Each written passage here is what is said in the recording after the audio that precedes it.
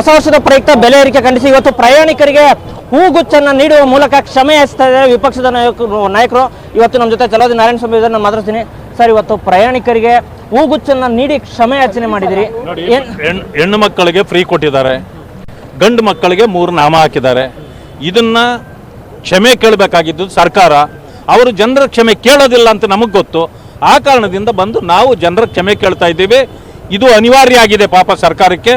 ಅವರ ಖಜಾನೆ ಖಾಲಿ ಆಗಿಬಿಟ್ಟಿದೆ, ರಾಜ್ಯ ನಡೆಸಬೇಕಾಗಿದೆಯಲ್ಲ, ಆ ಕಾರಣಕ್ಕಿದೆ.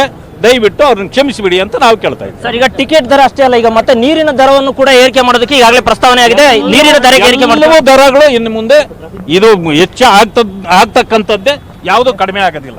ಯಾಕೆ ಅಂದ್ರೆ ಸರ್, ಈಗ ಏನ್ ಸಿಎಂ ಸಿದ್ದರಾಮಯ್ಯ ಅವರಿದ್ದಾರೆ, ಇಷ್ಟು ಗ್ಯಾರಂಟಿ ಯೋಜನೆಗಳು ಇಟ್ಕೊಂಡು ಈ ರೀತಿ ಜನರ ಮೇಲೆ, ಜನಸಾಮಾನ್ಯರ ಮೇಲೆ ದರವನ್ನು ಏರಿಕೆ ಮಾಡೋದು ಎಷ್ಟು ಮಟ್ಟಿಗೆ ಸರಿ ಅಂತ ಸರ್? ಇಲ್ಲ, ಸರಿ ಇಲ್ಲ. ಆದ್ರೆ ಏನ್ ಮಾಡೋದು, ಅವರಿಂದ ನಡ್ಸಕ್ಕಾಗಲ್ಲ, ಖಾಲಿ ಮಾಡ್ಬಿಟ್ಟು ಅವರೆಲ್ಲ ಖಜಾನೆ ಖಾಲಿ ಆಗಿದೆ. ಈಗ ತುಂಬಬೇಕಲ್ಲ, ಆ ಕಾರಣಕ್ಕೆ ಜನರಿಗೆ ಬರೆ ಆಗ್ತಾವ್ರೆ. ಇದಕ್ಕೆ ಪ್ರಯಾಣಿಕರು ಏನ್ ಹೇಳ್ತಾರೆ ಸರ್? ಪ್ರಯಾಣಿಕರು ಎಲ್ಲರೂ ಕೂಡ ಅಪ್ಸೆಟ್ ಆಗಿದ್ದಾರೆ, ಬೇಸರದಲ್ಲಿದ್ದಾರೆ. ಈ ಮಾಡಿದ್ದು ತಪ್ಪು ಅಂತಾರೆ. ನಾವು ಈ ಸರ್ಕಾರ ತಂದು ನಾವು ತಪ್ಪು ಮಾಡಿದೀವಿ ಅಂತ ಅವ್ರು ಹೇಳ್ಕೊಳ್ತಾ ಇದ್ದಾರೆ. Thank you.